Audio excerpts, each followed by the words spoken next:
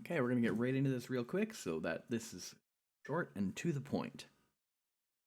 Okay, anywhere you see this long grass is perfect for placing a trap. As soon as you walk away from it, it's basically invisible. It's very, very hard to see, especially when you're kiting around pallets and things like that.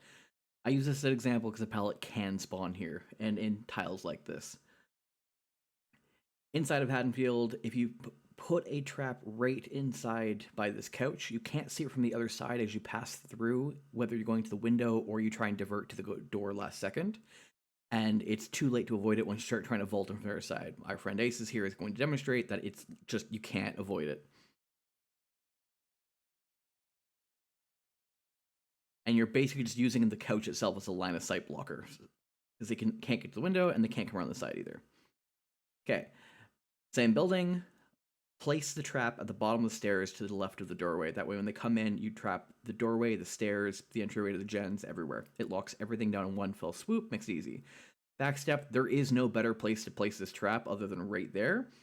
But if you'll notice, if you place it too close to the fence, it will go off anyway.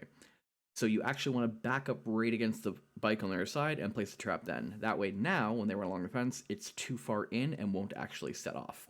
Like so. But still gets them from getting the vault.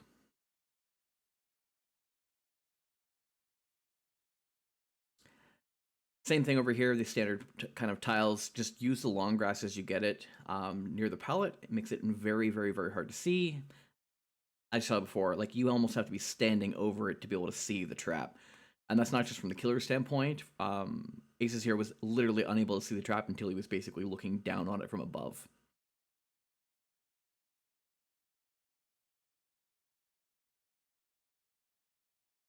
See. Now this trap is really mean because you can't actually see this trap through the glass from the front steps.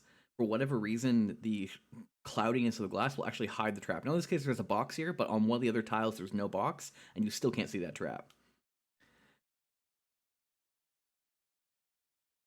Now when you get to the back of these house spawns, don't, rather than placing the trap by the actual pallet, place it against the wall there. That way it actually prevents anybody from walking past. Anytime you get these drops, although you can technically play around them, your best bet is just to trap where the drop itself physically is, rather than having to try and swing through as a 110 and coming out from around, which you can do, but takes longer to do. Notice this house, it's an invisible trap. It's just a standard house. It's got nothing but like the gen and the walk in the back. Now, we tried to find a better place to put this trap, but ultimately the best spot, especially if you're not using shackles, was right between this window and the doorway here. But you got to be precise in placing it so that you'll get the window and get as much of the stairs as you can so that you actually block both off. There was no good place to place this trap on the outside, and if you're using rusty shackles, it's going to be a bit of a rough hit to try and get at all. Once again, standard palette, just find the bushes nearest by. The bushes on this map are, as much as they're great for survivors hiding, they're also miserable for facing against it. Now, this one I actually placed a little bit wrong.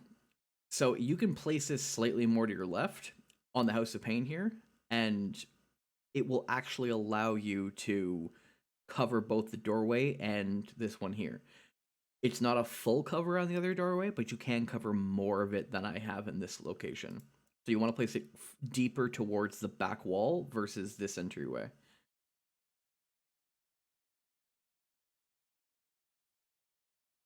This is the same trap from before in the other building, but notice there's no box here, but you're still unable to see the trap through the window.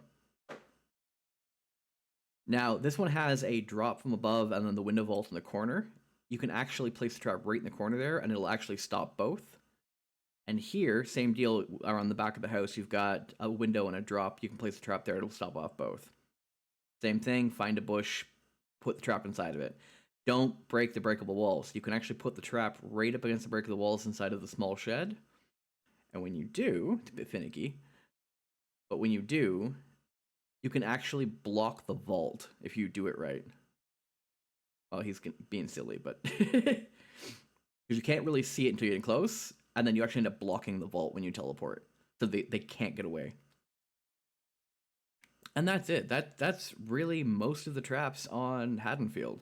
A lot of them are really picky. It's a matter of lining up your trap is perfectly between the double vaults as you possibly can.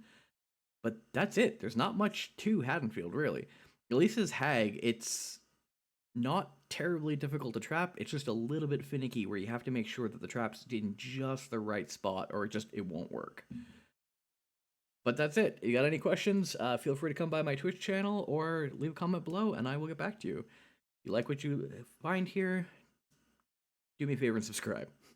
Thanks. Bye.